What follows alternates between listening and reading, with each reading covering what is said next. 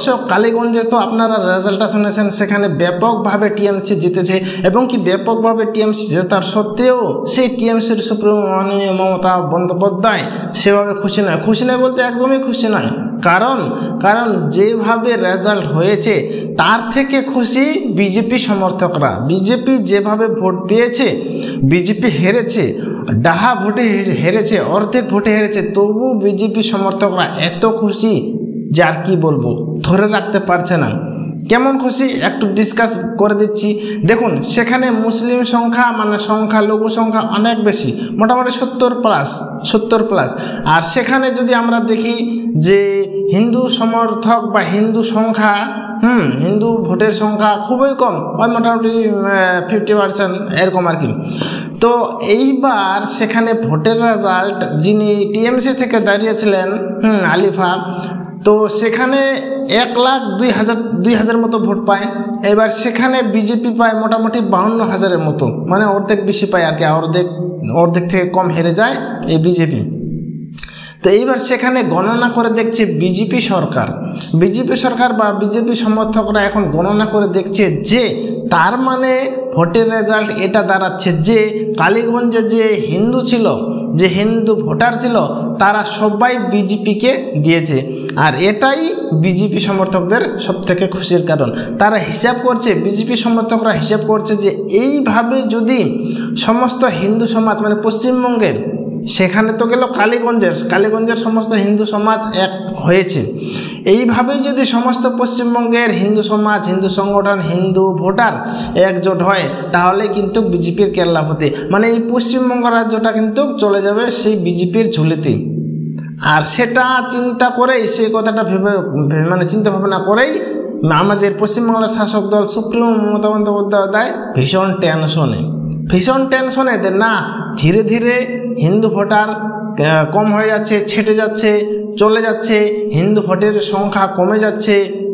আর সেই হিন্দু ভোটারকে জাগানোর জন্য, সেই হিন্দু ভোটার আনার জন্য বুঝতে পারছেন জগন্নাথ মন্দিরে সেই রাজনীতি খেলা চলছে এবং কি জগন্নাথ মন্দিরকে কেন্দ্র করে, জগন্নাথ মন্দিরকে টার্গেট করে, সেই মানে দীঘাতে জগন্নাথ মন্দিরকে কেন্দ্র করে হিন্দু ভোটকে টানার চেষ্টা করছে। তার জন্য দেখছেন আপনারা রেশনে প্রসাদ বিলি হচ্ছে এবং সেই প্রসাদ নিয়েও কত কীর্তিকাণ্ড, বুঝতে পারছেন। তো এইবার কালীগঞ্জে মারা গেল, মানে তৃণমূল তো বিপুলভাবে জয়ী, সেই উৎসাহকে ধরে রাখতে না পেরে আপনারা জানেন টিএমসিরা কীভাবে উৎসব মানায়, বোমা বারুদ বাজি পটকা এইভাবে। তো এইভাবে বাজি পটকা ফোটাতে হঠাৎ করে জানি না কে সে বারুদ নিয়ে আসে, বোমা নিয়ে আসে, এক সংখ্যালঘুর বাড়িতে ছুড়ে দেয়। সেই সংখ্যালঘুরা আবার টিএমসি সমর্থক না, অন্য দলের সমর্থক ছিল কিন্তু টিএমসি দলের সমর্থক না। তো সেই বাড়িতে ছুড়ে দেয় এবং সেই বাড়িতে একজন শিশু, নাম হচ্ছে তামান্না মারা যায়। তো সেখানে ব্যাপক তোলপাড় হয় এবং কি আমরা দেখতে পেয়েছি এবং কি আপনারাও দেখতে পেয়েছেন যে সেখানকার হুমায়ুন কবির এমএলএ, টিএমসির একজন মারাত্মক এমএলএ, প্রাক্তন আইপিএস অফিসার ছিলেন। তো তিনি আবার মানে চিঠির খাম দিতে চলে গেছেন এবং সেই চিঠির খামে বুঝতে পারছেন কি আছে, তো প্রত্যাখ্যান করে দেয় তামান্নার মা। আচ্ছা, এটা একটা সাধারণ জ্ঞান নাই যে যার মানে তামান্নার মাও কিন্তু সঠিক জবাব দিয়েছেন, কারণ তামান্নার মা বলেছিলেন যে আমারও অনেক কিছু আছে, আমাদের কোনো অভাব নেই, জায়গা আছে, জমি আছে, বাড়ি আছে, সব কিছু আছে, কিন্তু আমাদের অভাব একটা কন্যা সন্তানের। তো আমি আপনাকে 6 লাখ টাকা দেব, আপনি কি এনে দিতে পারবেন আমার সেই তামান্না মেয়েকে? পারবেন না। তো এই কথাটা বলা মাত্র প্রাক্তন আইপিএস অফিসার হুমায়ুন কবির আর কিছু বলতে পারেন, সোজা চলে এসেছেন, সেখান থেকে রিটার্ন চলে এসেছেন। আচ্ছা যাকে আমি বলতে চাচ্ছি যে এই যে আর একটা খবর সেটা হচ্ছে কি যে 2021-এ এক জায়গায় অভিজিৎ সরকার, একজন বিজেপি সমর্থক, সেই অভিজিৎ সরকারকে নৃশংসভাবে হত্যা করে টিএমসি সমর্থকরা, টিএমসি নেতারা। তো সেই 2021 সালে মামলাটি হয়। 2021 সালে মামলাটি হওয়ার পর যারা এই কাজের প্রত্যক্ষ দোষী বা অভিযুক্ত তারা কিন্তু পালিয়ে যায়, মানে আত্মগোপন করে থাকে এবং কি আত্মগোপন থাকার পর মোটামুটি 4 বছর ধরে, ভাবতে পারছেন 4 বছর ধরে আত্মগোপন করেছিল এবং কি সিবিআই তাদের কিছু করতে পারে, মানে ট্র্যাকিং করতে পারছে আর কি কোথায় আছে। তো 4 বছর পর সেই মামলাটা আবার, মানে মামলাটা তো এমনি চলছে, তো 4 বছর পর সেই অভিজিৎ সরকারের যে প্রধান হত্যাকারী বা মূল অভিযুক্ত তাকে অ্যারেস্ট করেছে। অ্যারেস্ট করার পর এখন তদন্ত, এখন দ্রুত গতিতে তদন্ত এবং কড়াকড়িভাবে তদন্ত শুরু হয়ে গেছে। কীরকম যে সেই যে অভিজিৎ সরকারকে মারা হয়েছিল সেখানে কে কে ছিল, কার নির্দেশে এই খুনটা করা হয়েছিল, কে কে দায়ী, মানে কিভাবে খুন করা হয়েছিল, সমস্ত কিছু এখন কোর্ট জানতে চায়। তার মানে আপনারা ভাবতে পারছেন সেই শুভেন্দু অধিকারী যে বলেছিল কথাটা,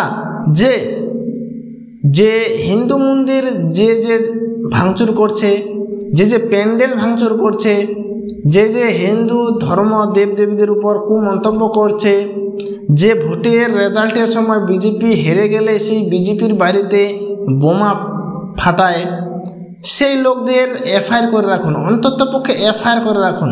কারণ এই সরকার তো কোনো অ্যাকশান নেবে না জানি, কিন্তু যখন বিজেপি সরকার আসবে তখন এইসব ব্যক্তিদের উপর, এইসব অভিযুক্তদের উপর, এইসব মানুষদের উপর, এইসব মানুষদের উল্টো করে লটকে সিধে করে দেওয়া হবে। মানে সেই মেথডটাই কাজ করছে এখন, যে 2021 সালে ভোট হয়েছিল, রেজাল্ট হয়েছিল, সেখানে বিজেপি হেরে গিয়েছিল এবং কি বিজেপির একজন সদস্যকে, বিজেপির একজন সমর্থককে, নেতাকে নৃশংসভাবে হত্যা করা হয়েছিল এবং কি সেই কেসটা 2021 হয়েছিল, 2025 সেই অভিযুক্তকে ধরা হয়েছে এবং কি তার সাথে কে ছিল, কার নির্দেশে করা হয়েছিল, কিভাবে মারা হয়েছিল, সমস্ত কিছু জানার চেষ্টা করছে সিবিআই।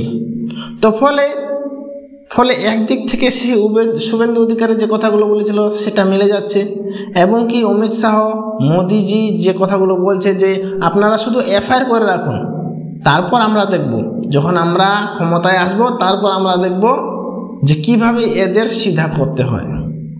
তো এই কথাটা মনে করে দিচ্ছে, মানে এই যে অভিজিৎ সরকার 4 বছর পর খুন অভিযুক্ত যে ধরা পড়ে, সেই ঘটনাটা মনে করে দেয় সেই শুভেন্দু অধিকারী সেই কথাটা। দর্শক মনে পড়ছে? তো এই হচ্ছে দর্শক আজকে আলোচ্য ছোট্ট করে বিষয়, জাস্ট কয়েকটা 2-3টা নিউজ, 2-3টা খবর আপডেট দেওয়ার কথা ছিল। আর হ্যাঁ, আরজি করের আর একটা আপডেট, সেটা হচ্ছে যে হাইকোর্ট এখন সেই আরজি করের হসপিটালে গিয়ে দেখবে যে কিভাবে ঘটনাটা ঘটেছিল, কিভাবে, কোথায়, কোন রুমে, কোন সেমিনার হলে এই ঘটনাটা ঘটেছিল, ডিস্টেন্সটা কতটা আছে, মানে সব কিছু পরীক্ষা নিরীক্ষা করে সেই হাইকোর্টের আদালত বিচারপতি সেগুলোকে মানে সিদ্ধান্তে নিয়ে আসবেন আর কি। তো এই হচ্ছে ঘটনা দর্শক, এই হচ্ছে আপডেট। আশা করি বিষয়টা এবং কি আপডেটগুলো ভালো লাগছে। যদি ভালো লাগে তাহলে আমার ভিডিওকে লাইক, কমেন্ট, শেয়ার করে সাথে অবশ্যই সাবস্ক্রাইব করবেন। ঠিক আছে দর্শক, দেখা হচ্ছে পরের ভিডিওতে, ততক্ষণে ভালো থাকবেন, সুস্থ থাকবেন, ধন্যবাদ।